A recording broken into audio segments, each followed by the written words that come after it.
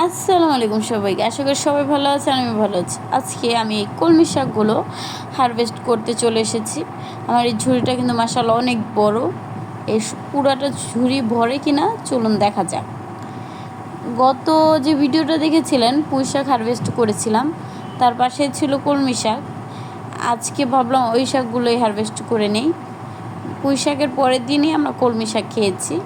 প্রথম ভেবেছিলাম অল্প কিছু হারভেস্ট করব শুধু আমাদের খাওয়ার জন্য, পরে দেখলাম পাতাগুলো তো সুন্দর, এখনই খাওয়ার উপযোগী হয়ে গেছে। এই জন্য ভাবলাম সবই হারভেস্ট করে নেই, তারপর আশেপাশে সবাইকে দিব, আত্মীয় স্বজনদের।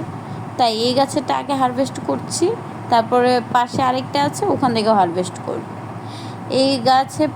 এই গাছটা অনেক বেশি শাক হয়েছে, আর হারভেস্ট করতেও আমার খুব বেশি কষ্ট হয়েছে আর কি।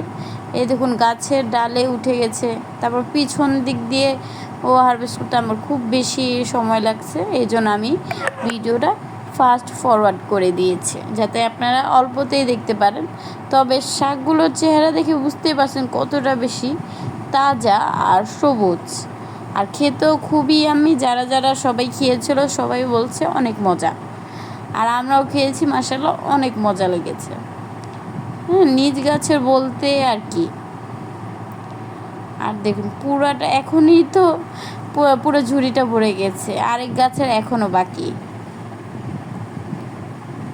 দেখতেই পাচ্ছেন আমি সবগুলো শাক কেচির মাধ্যমে কেটে নিচ্ছি।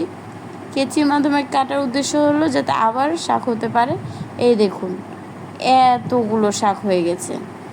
এখন আবার এই জায়গা থেকে হারভেস্ট করে নেব। এই শাকগুলো একটু ছোট ছোট পাতা, কিন্তু খাওয়ার উপযোগী হয়ে গেছে। মাশাআল্লাহ দেখুন কত শাক। এখানে আমার একটা বেগুন আছে, তাই ভাবলাম এটাও হারভেস্ট করে নিই, এটাও কেটে নিব। আমি ভিডিওটা ফাস্ট ফরওয়ার্ড করছি। সবাই ভালো থাকবেন। আসসালামু আলাইকুম।